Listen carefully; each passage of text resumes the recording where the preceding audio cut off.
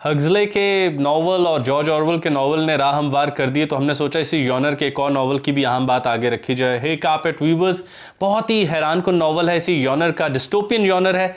Orwell में तो ये होता है कि माशरा मौजूद हो चुका है और माशरे में तजब्जब है, लोगों के जहन में आज़ादी का ख्याल ना आए, तो टेक्नोलॉजी को इस्तेमाल किया जाए कि लिबरेशन का आइडिया उनके जहनों से ले लिया जाए, वो आज़ादी को गुनाह समझें, वो आज़ाद होना ना चाहें और वो हर वक्त गवाहियाँ देते रहें कि बिग ब्रदर बिल्कुल ठीक है। हक्सले ने कहा कि यार ये जो बाद में लोगों के जहन में आज़ादी आनी और इतने मसाइल से गुजरना और टेक्नोलॉजी ईजाद करनी पड़नी है लोगों को काबू करने के लिए कि वो उनके जहन से तखय्युल लिया जा सके, तो हम पहले ही कोई ऐसी चीज़ क्यों ना ईजाद कर लें कि हम लोगों को पहले ही ऐसे प्री प्रोग्राम कर दें, मतलब कि सोसाइटी में भेजने से पहले ही हम तय कर लें कि उनके जहन में आज़ादी का ख्याल ही न रहे, वो कंप्लाई करें और नज़्म और न जाने किन किन जज्बों के नाम पर वो हर वक्त मुआशरे में किसी भी इनकलाब की सोच ना ला सकें।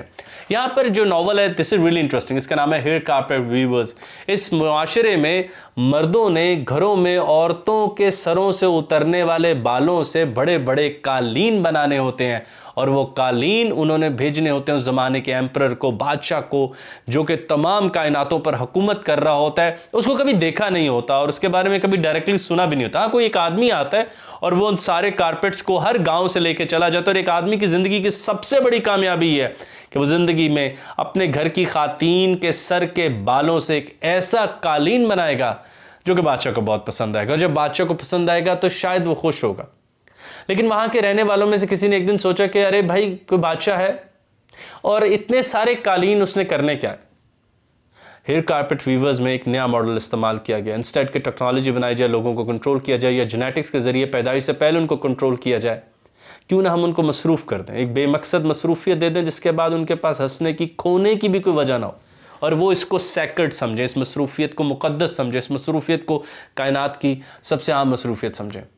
सच जानिए मैं जल्द फ्रेडरिक टेलर पे या टेलरिज़म पे तनकीद भी करना चाहता हूँ और करूँगा भी। मुझे लगता है कि जदीद सरमायादाराना निज़ाम हेयर कारपेट वीविंग हो रही है। हम बस अपनी ज़िंदगियों से सीवीज़ बना रहे हैं, वो कहाँ जानी है, हमने कहाँ जाना है, हम इसके बारे में कुछ नहीं जानते, लेकिन हम मसरूफ़ अमल हैं और हम खुश और हमें लग रहा है एक मुक़द्दस काम है जो हमने करना है। मैं शायरी नहीं जानता, कोई बात नहीं, मैं मौत के बाद कहाँ जाऊँगा मुझे कोई बात नहीं, मैंने क्या खुद को दरियाफ्त किया, कोई बात नहीं। अच्छा क्या मैंने अच्छी साइंस की, अरे नहीं। क्या मैंने विटगेंस्टाइन की तरह ज़ुबान को साफ़ किया, बिल्कुल नहीं। क्या मैंने ऑरवेल की तरह जहन लगाया, बिल्कुल नहीं। क्या वर्ड्सवर्थ की तरह फूल को एंजॉय किया, बिल्कुल नहीं। बस मुझे एक ही मसरूफियत है कि मैंने अपने आप को उस मंडी में बेचना है और उसकी मैं 18 साल तैयारी करता हूँ। मैं कभी कभी हैरान होता हूँ बच्चों को देख के, एक अच्छे उस्ताद के पास ज़िंदगी में बताया गया गो आप सेकुलर हो या मजहबी हो, 2, ढाई, 3, 4 साल और वो आपको बदल के रख देता है, ट्रांसफॉर्म कर देता है। 18 साल दुनियावी तालीम लेते हैं और तब भी हम ये नहीं बता सकते कि उसकी तन्हाई कैसी है। और अहमद जावेद साहब की प्यारी बात, महबूब तो तुम्हारा बस वही है जो तुम्हें तन्हाई में याद आता है और बाकी तो बस यार ड्रामा है जो कोई ज़्यादा बेहतर करता है। इस माशरे में हेयर कारपेट वीविंग हो रही है। सो आप खुद जानिए बाल कितनी आहिस्ता उगते हैं, ख़ातीन के बाल, और फिर वो बाल जो गिरें फिर उसको एक एक को चुन के सीधा किया जाए, एक मसरूफियत बनाई जाए, फिर उस मसरूफियत को एक मुक़द्दस मानी दिया जाए और उसके बाद लोगों को उसमें खपा के रख दिया जाए कि वो सारा दिन हेयर कारपेट वीविंग करते रहे। क्यों? क्योंकि एक एम्परर को पसंद आने जिसको मैं कभी नहीं मिला, मैंने कभी नहीं सुना, लेकिन सुना है कि उसको वो मेरा कालीन चाहिए। सब बनाते हैं, मुझे भी बनाना चाहिए। हमें जागने नहीं दिया जाएगा क्योंकि सब स्कूल कॉलेज यूनिवर्सिटी जाते हैं। मैं home school, John Stuart Mill home school हो जाएगा, मैं नहीं हो पाऊंगा, मुझे खौफ आता है। मैं हेयर कारपेट वीविंग करना चाहता हूँ, मैं अपने आप को एक मंडी के लिए तैयार करना चाहता हूँ। मेरी कीमत लगेगी, मैं खुद को जानता हूँ नहीं, अरे मैं मोबाइल को जानता हूँ, मैं अपनी घड़ी को जानता हूँ, अपनी शर्ट किस ब्रांड की सब जानता हूँ, खुद से ना वाकिफ़ हूँ। मैं इकबाल, गालिब मीर से ना वाकिफ़ हूँ, मैं जिद्दू कृष्णमूर्ति से ना वाकिफ़ हूँ, मैं इन सब बड़े नामों से वाकिफ़ हूँ। वाकिफ़ हूँ तो सरमायादार और उसके कारखानों से, और आखिरी हदूद तक उनको जानता हूँ और बस चाहता हूँ मेरी कीमत लगे ताकि मैं मेरा कालीन कबूल हो जाए, बस दैट्स इट। और फिर आखिर में याद आता है कि यार मैंने तो कुछ किया ही नहीं, मैंने तो कभी सोचा ही नहीं कि क्या मैं यहाँ पर यही करने आया था। मैं इस शेर को दोबारा शामिल करूंगा, लेकिन आज सिर्फ इसको बिल्कुल थोड़ी देर के शामिल करें किसी एक वीडियो में, ख़ुसूसन इसको अलहदा हम खपाएंगे जब इकबाल कहते हैं दियारे मगरिब के रहने वालों, खुदा की बस्ती दुका नहीं है। खैर वापस आते हैं, ये खूबसूरत सा नावल हेयर कारपेट वीवर, जिसको आप पूरा पढ़ेंगे तो आपको फिर एहसास होगा वो आदमी मुकम्मल तौर पर कैसे जागता है।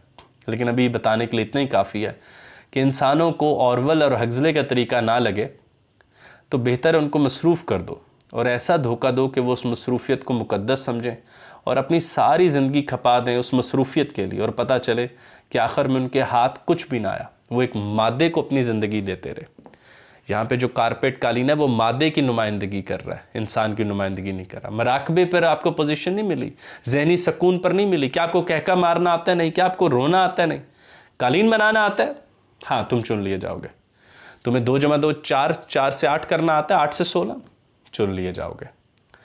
तो जब आपने किसी को बहुत ही ज़्यादा मसरूफ़ करना, वो बड़ा प्यारा मुझे याद आ रहा है, पहला आदम सोचदा सी हुन की करिए, तो मसरूफ़ रहन लई उन्होंने कारोबार कर लिया।